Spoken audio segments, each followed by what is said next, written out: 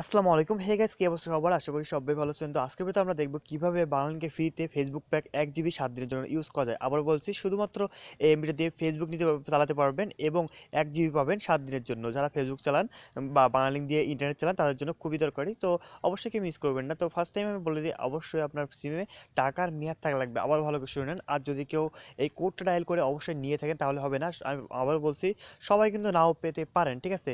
যদি রিকোয়ার্ডের মধ্যে না পড়ে, তো আমি শেষে দেখিয়ে দিচ্ছি আপনাকে কীভাবে কোড ডায়াল করবেন এবং পাবেন 1 জিবি।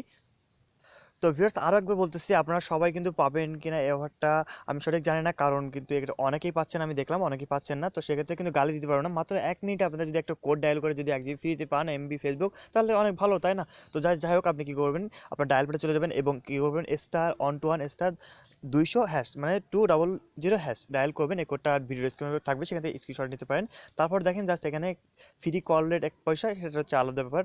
2 হচ্ছে ফ্রি ফেসবুক, এখানে 1 জিবি ফেসবুক 7 দিন। ওকে, তো আপনি এইটা ডায়াল করে দিবেন, মানে 2 চেপে ডায়াল করে সেন্ড করে দিবেন।